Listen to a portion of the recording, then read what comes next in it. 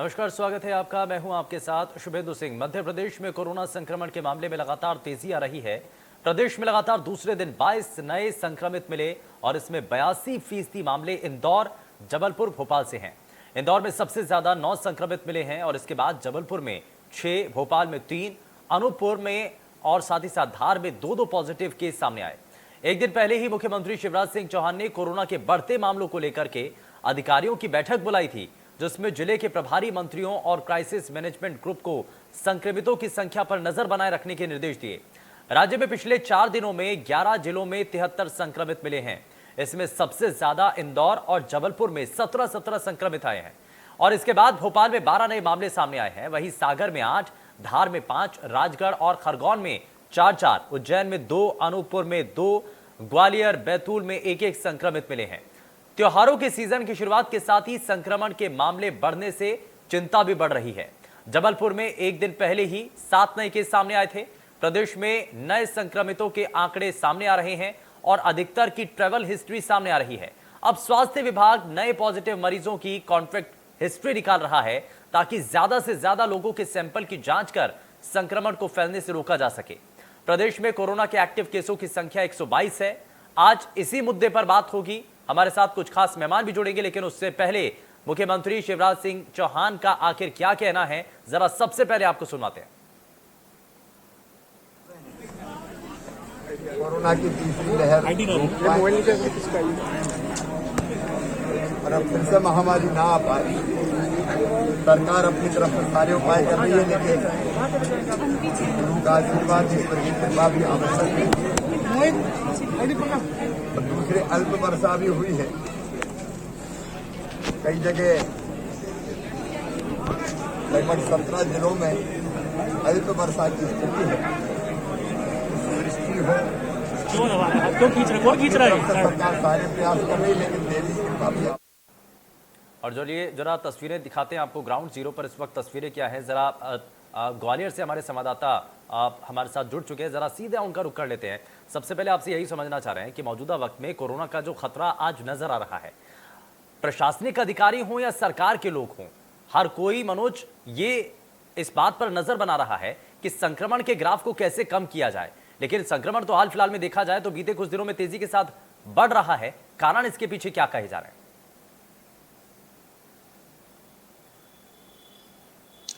बिल्कुल शुभेंदु, मैं बात बता दूं आपको ग्वालियर की। ग्वालियर में लगातार प्रशासन हाई अलर्ट पर बना हुआ है। वहीं एक दिन में 1-1 लाख लोगों को वैक्सीनेशन लगाने का लक्ष्य जो रखा गया है वो लगातार जारी है।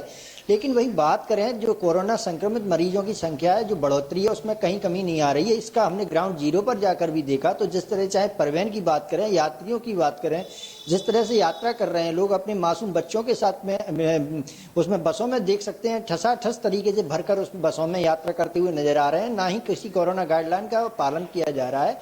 वहीं बात जो बस चालक है उनकी भी बात करें तो वो भी किसी भी तरह से सोशल डिस्टेंसिंग या मास्क का लेकर किसी भी तरह से काम करते हुए दिखाई नहीं दिए और ना ही सोशल डिस्टेंस की जो गाइडलाइन है उसका पालन नहीं किया जा रहा है। और यही बड़ी वजह है कि जो लोग हैं, संक्रमितों की संख्या इन्हीं कारणों की वजह से बढ़कर निकल कर आ रहे हैं। जो संक्रमित मरीजों की संख्या बढ़ रही है वो यही कारण बने हुए हैं। वहीं हम जिला प्रशासन की बात करें शुभेंदु, तो लगातार वैक्सीनेशन के लिए प्रयासरत है। जी बिल्कुल, वैक्सीनेशन के लिए तैयारियां की जा रही हैं। बहुत शुक्रिया मनोज इस पर जानकारी देने के लिए। लेकिन लापरवाही कहीं भारी ना पड़ जाए, इसको लेकर के बार बार एहतियाती कदम उठाने के लिए कहा जा रहा है। लोगों से कहा जा रहा है कि आप अगर जरूरत नहीं है तो बेवजह अपने घरों से बाहर ना निकलें।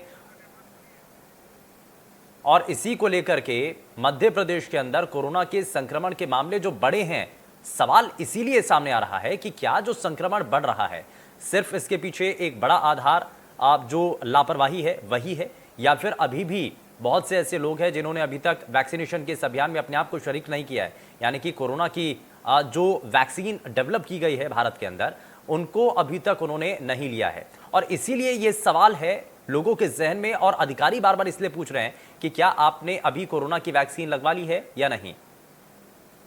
और चलिए जरा कार्यक्रम में आगे बढ़ते हैं और सबसे पहले आज के खास मेहमानों से आपको मिलवाते हैं। हमारे साथ चिकित्सक भुवनेश्वर गर्ग कार्यक्रम में जुड़ चुके हैं। भुवनेश्वर जी, बहुत स्वागत है। हमारे साथ आईआईटी कानपुर के प्रोफेसर डॉक्टर राजेश रंजन हमारे साथ कार्यक्रम में जुड़ चुके हैं। डॉक्टर राजेश, बहुत स्वागत है। मैं शुरुआत डॉक्टर राजेश आपसे ही करना चाह रहा हूं। तीसरी लहर का अंदेशा है, लेकिन उसकी दस्तक से पहले अभी केरल के अंदर जो मामले बढ़ रहे हैं और साथ ही साथ मध्य प्रदेश के अंदर भी अब धीरे धीरे जो ग्राफ है संक्रमण का वो आगे बढ़ता चला जा रहा है। इसके संकेत क्या हैं? क्या ये तीसरी लहर के आने की संभावनाएं हैं, अंदेशा है, शुरुआत हो चुकी है, क्या ये मान लिया जाए? तो जहाँ तक मध्य प्रदेश की बात है, अभी भी कुछ कहना मुश्किल है कि वो तीसरी लहर की शुरुआत है या नहीं है, लेकिन जैसा कि आप बता रहे हैं कि रोज कुछ मामले आ रहे हैं और अगर वो नंबर मान लीजिए जो संख्या है जो रोज आ रही है वो लगातार बढ़ती चली जाती है लगभग 1 सप्ताह 2 सप्ताह तक, तो फिर आप मान सकते हैं कि ये क्लियर संकेत है कि हाँ तीसरी लहर आ सकती है वहाँ पे। लेकिन जहाँ तक केरल की बात है तो वहाँ तो आप देख ही रहे हैं कि पिछले लगभग मतलब पूरी सेकंड वेव कभी खत्म ही नहीं हुई। उसके जब तक जून में जब तक वो नीचे जाने वाली थी उसके दोबारा से शुरू हो गई। तो आप पे डिपेंड करता है उसको सेकंड लहर का एक्सटेंशन माने या फिर तीसरी लहर ही मान लें, लेकिन वहाँ लहर तो है केरल में। क्योंकि डॉक्टर राजेश, मेरा सवाल इसलिए भी इससे जुड़ा हुआ था कि हम देख रहे हैं कि केरल के अंदर भी संक्रमण बढ़ा, लेकिन अब इसी तरीके से देश के जो बाकी राज्य हैं, चाहे वो मध्य प्रदेश की बात हो, मध्य प्रदेश में भी अब धीरे धीरे ये जो ग्राफ है वो उठता चला जा रहा है, संक्रमण बढ़ रहा है। क्या इसीलिए मैं पूछ रहा हूं कि लोगों के मन में डर इसी बात को लेकर के है कि तीसरी लहर आने का जो अंदेशा है और बकायदा वो समय भी अब धीरे धीरे नजदीक आता चला जा रहा है। अक्टूबर नवंबर की जो वो तारीख है, वो जो समय दिया गया है जब ये कहा गया है कि ये कोरोना अपने पीक पर होगा तीसरी लहर, तो क्या अब उसकी शुरुआत होती चली जा रही है? और अगर ऐसा है तो पहले से ही, क्योंकि इसको लेकर के तैयारियां भी होनी चाहिए। बिल्कुल, तो एक्चुअली हम बहुत पहले से ही अपने मॉडल के आधार पे कहते जा रहे हैं कि जैसे अगर केरल में है और वो अगर कर्नाटक में बढ़ रहा है, मध्य प्रदेश में बढ़ रहा है, मुंबई में बढ़ रहा है, महाराष्ट्र में बढ़ रहा है, तो मतलब वायरस का मूवमेंट तो होगा और वो हमें उसके लिए सावधान होना ही चाहिए। ये सोचना कि तीसरी लहर नहीं आएगी, ये एक बहुत ही खुशकिस्मती वाली संभावना हो जाएगी। वो हम उस स्टेज पे नहीं है। तो अभी ये देखने की जरूरत है कि हम उसके लिए कितने तैयार हैं। जैसे आपने बात करी वैक्सीनेशन किस लेवल पे हो रहा है, और अगर वैक्सीनेशन जो हमारा मॉडल कहता है कि अगर वैक्सीनेशन जिस हिसाब से बढ़ता जाएगा उस हिसाब से अगर लहर आती भी है तो वो धीमी रहेगी, वो उतनी तेज नहीं रहेगी। ठीक है डॉक्टर भुवनेश्वर गर्ग, मैं जरा जल्दी से आपसे एक रिएक्शन लेना चाह रहा हूं इस पर कि जो अभी संक्रमण के मामले बढ़ रहे हैं, क्या सिर्फ इसके पीछे लापरवाही एक बड़ा कारण है? लोग सड़क पर चलते हैं, सार्वजनिक जगहों पर आते हैं, नियमों का पालन नहीं करते हैं, चेहरे को ढक करके नहीं रखते हैं, सोशल डिस्टेंसिंग का पालन तो आप भूल ही जाइए। अक्सर हम सभी देखते हैं अपने घरों से जब बाहर निकलते हैं, बाजारों में जब पहुंचते हैं तो वहां पर नियमों की अवहेलना हो रही है। और क्या यही बड़ा कारण है कि मध्य प्रदेश में भी अब जो नए एक्टिव केस हैं वो उनकी संख्या बढ़ती चली जा रही है? शुभेंदु जी, मैं बहुत स्पष्ट तौर पे 2 बातें कहना चाहता हूं कि पहली बात तो कोरोना की सेकंड वेव ही नहीं गई है अभी, तीसरी वेव तो बहुत बात की बात है। और दूसरी बात, जो सरकारी सिस्टम लगातार लकीर पीटने की कोशिश कर रहा है, ये सिर्फ लूरा कुश्ती कोविड को लेकर क्यों हो रही है? मुझे ये बताइए कि जितना भी इस समय बारिश के सीजन में उल्टी, दस्त, बुखार, वाटर संक्रमित पेयजल को लेकर जो बीमारियां पानी की फैलने वाली हैं, जो बुरी तरह से फैल चुकी हैं, उनके ऊपर कहाँ है कोई क्रियान्वयन? जितनी तेजी से मलेरिया और डेंगू के केसेस इस समय पूरे घर घर, बस्ती बस्ती में, पूरे प्रदेश में, पूरे देश में फैलते जा रहे हैं, हम आगरा की खबरें देख रहे हैं, हम दिल्ली की खबरें देख रहे हैं, ये सब कहाँ है? हम इनके ऊपर कार्रवाई क्यों नहीं कर रहे हैं? ये कोविड के साथ जो मलेरिया और डेंगू का, उल्टी, दस्त का जानलेवा संक्रमण इस समय घर घर पनप रहा है, ये बेहद चिंताजनक है। कोविड तो अपनी जगह पर है, वो तो जैसा चल रहा है चलेगा, लेकिन शुभेंदु जी, ये तीसरी लहर के तौर पे मलेरिया और डेंगू बेहद आक्रामक हो चुके हैं। और आप कहीं भी लाव लश्कर सड़कों पर नहीं देखेंगे, कचरा फैला पड़ा है, सफाई कर्मी हड़ताल पे चले गए हैं, पानी के स्रोतों को संक्रमण से बचाने की हम 2 साल से बात कर रहे हैं, वो आज तक नहीं हुई है। ये बड़ी चिंताजनक स्थिति है कि इस समय मलेरिया, डेंगू आपके सर पे आके खड़ा हुआ है, घर घर में ये संक्रमण पहुंच रहा है और इसके ऊपर कोई कार्रवाई नहीं हो रही है। ये बेहद चिंताजनक है। मैं अभी ये तो कहता ही नहीं कि जनता कितनी समझदार है, जनता तो है ही नहीं समझदार। जब वो सरकार में बैठे अपने आकाओं को देखती है कि उनके यहाँ दरबार लगा हुआ है, मजमा लगा हुआ है, चुनाव हो रहे हैं, चुनावों की घोषणा हो रही है, हमने बंगाल चुनाव भी देख लिए, बाकी सब भी हमने देख लिया कि जिनकी जरूरत नहीं थी, जिनको टाला जा सकता था, लेकिन हम अभी भी ये नहीं समझ पा रहे हैं कि कोविड की तीसरी, चौथी, 5वीं वेव के साथ जब ये वाटर बोर्न डिसीजेस का, मलेरिया, डेंगू का संक्रमण बहुत तेजी से आएगा और इंसान के शरीर में रेजिस्टेंस इम्यूनिटी है ही नहीं, वो अपना बचाव भी नहीं कर सकता। अभी तो यहाँ भी समस्याएं खड़ी होने वाली हैं कि जो रक्त की कोशिकाएं हैं, WBC है, रेड ब्लड सेल्स हैं, प्लेटलेट्स हैं, इनके ऊपर भी कोविड और कोविड वैक्सीन की मार पड़ रही है। हाँ। तो मरीज का बचाव तो बेहद चिंताजनक हो रहा है। ठीक तो है। उस समय में अगर उसके अंदर मलेरिया या डेंगू पहुंचता है तो वो बचाव किस चीज से करेंगे? हाँ। हमारे पास दवाइयां नहीं है, हमारे पास अमला नहीं है, हमारे पास व्यवस्थाएं नहीं है मैनेज कर पाने की। कैसे संभव होगा ये? इसका संभव होना सिर्फ यही है कि सारे लश्कर को, लाभ लश्कर को मुख्यमंत्री जी सड़क पर उतार दीजिए। कचरा, मक्खी, मच्छर की सफाई अगर आपने कर ली तो आप अगले महीने में व्यवस्थाओं को थाम ले जाएंगे। ठीक है। व्यवस्थाएं आपके तैयारियां इसको लेकर के पहले से करनी होंगी। होंगी, तभी हम अपने प्रदेश और देश की जनता को सुरक्षित रख पाएंगे। ये अपने आप में बड़ा चुनौतीपूर्ण काम भी है सरकार के सामने। लेकिन डॉक्टर राजेश रंजन, क्या जिस बात को डिफरेंशिएट करना और इस बात को समझना कि कोरोना का संक्रमण क्या है और बाकी के जो वायरल फीवर हैं या बाकी की जो और बीमारियां हैं, डेंगू है, उनके लक्षणों को पहचानना बड़ा जरूरी है। आज के समय में अगर बुखार होता है तो सीधे रिलेट कर दिया जाता है कि कोरोना तो नहीं हो गया है। तो सबसे पहले ये भी लोगों को जानना और समझना बड़ा जरूरी है कि कोरोना का अगर संक्रमण है तो सबसे पहले आपको टेस्ट कराना है। क्या क्या चीजें इसमें, जरा आप थोड़ा सा इस पर बताइए दर्शकों को।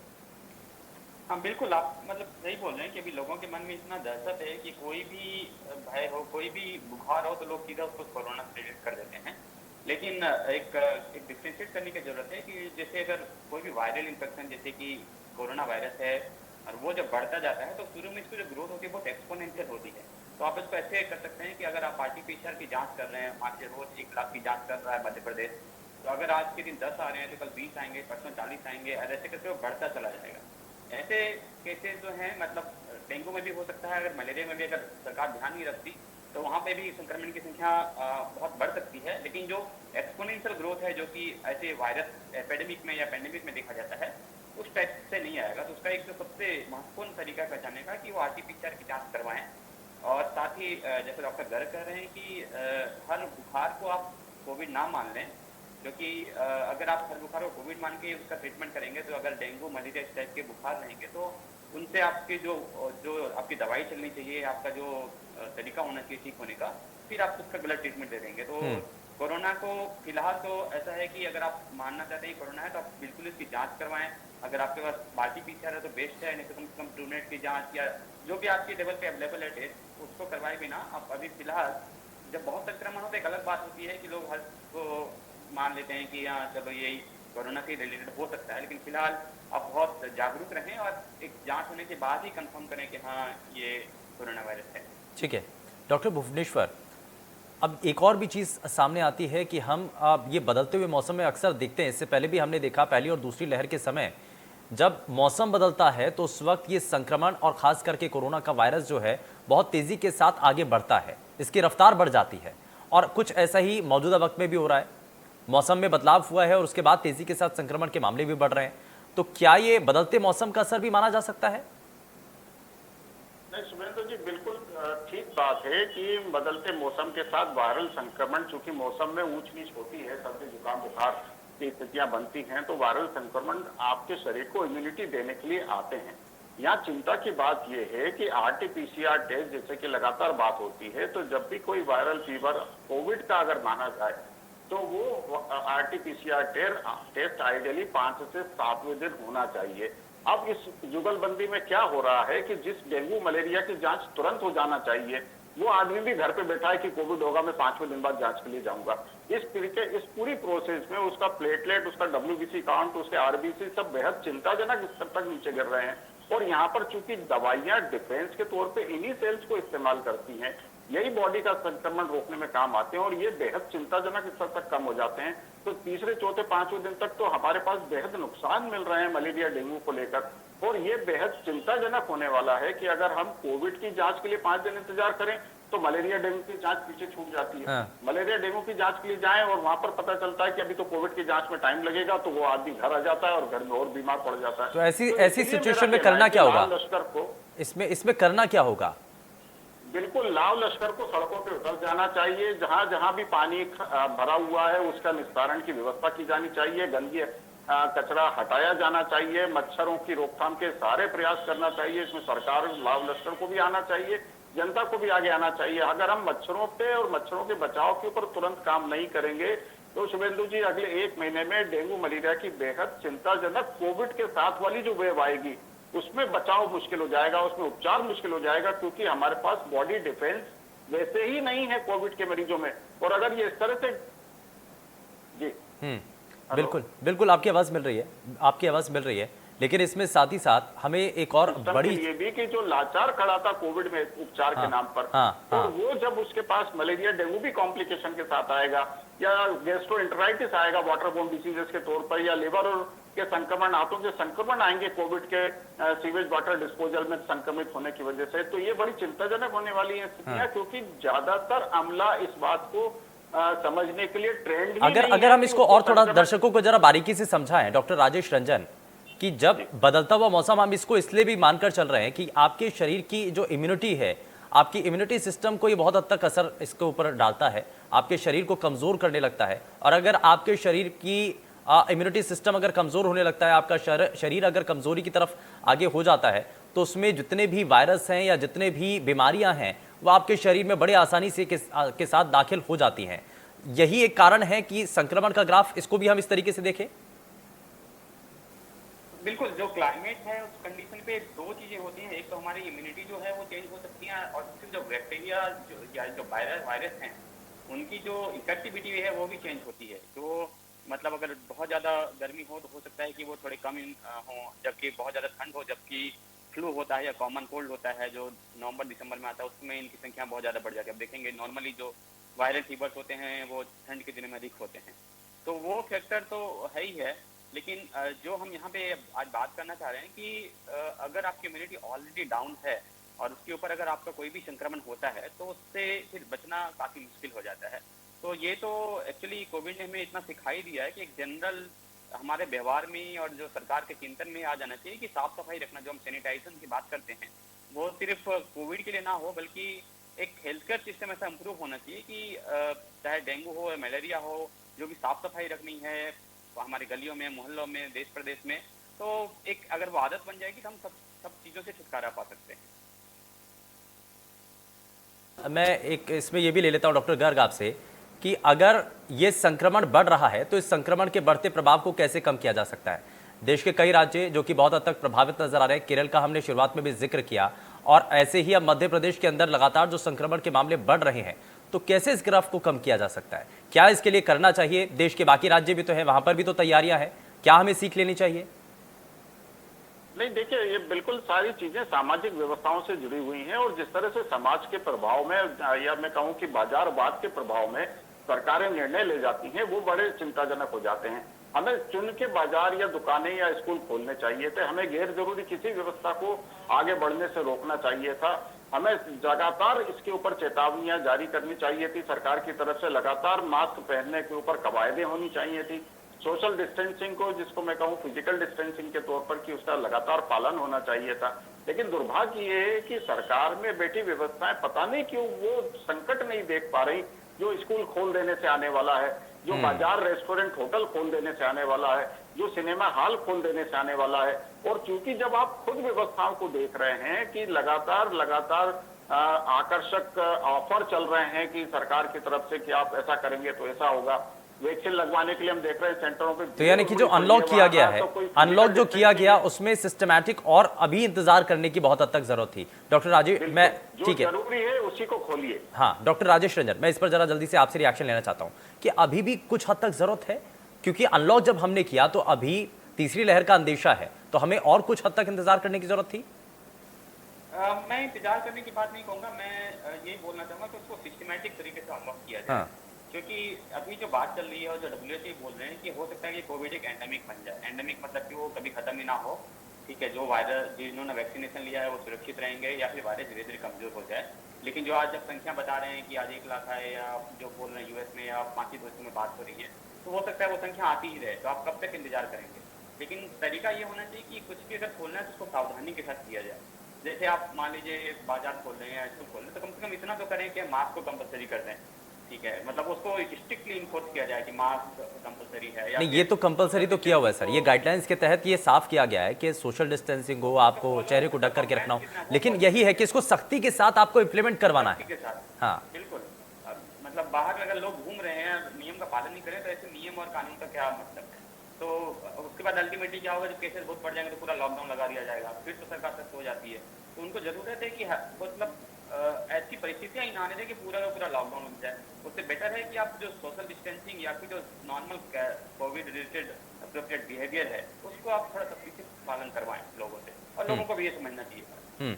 ठीक है, तो कोरोना संबंधी जो नियम है, कोविड एप्रोप्रिएट जो बिहेवियर है, वो लोगों को भूलना नहीं है। ये बार बार हमें लोगों को सिखाना भी है, अधिकारियों की बड़ी जिम्मेदारी भी है। लेकिन डॉक्टर गर्ग, इसमें मैं जल्दी से जरा आपसे इस पर एक रिएक्शन लेना चाहता हूं कि ऐसा प्रदेश के अंदर या देश के अंदर कोई नागरिक नहीं होगा जिसको कोरोना संक्रमण से कैसे बचना है इसके बारे में जानकारी नहीं है।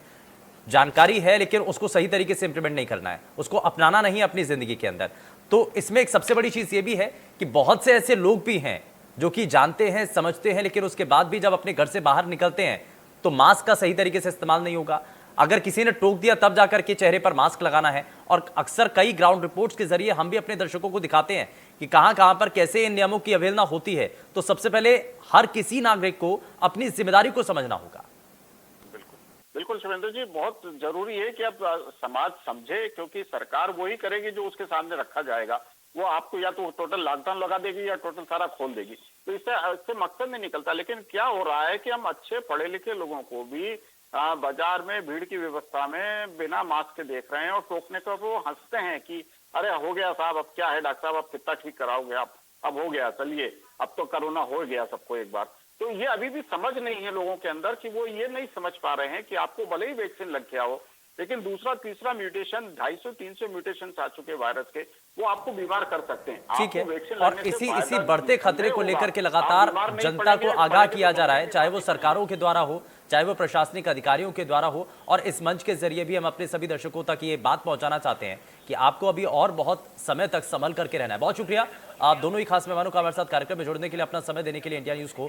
लेकिन बड़ा सवाल यही है कि बढ़ते संक्रमण को कम करने के लिए आपकी भूमिका बहुत हद तक जरूरी है, तभी कोरोना के खिलाफ इस जंग को जीत पाने में हम कामयाब हो पाएंगे। पेशकश में फिलहाल के लिए बस उतना ही। नमस्कार।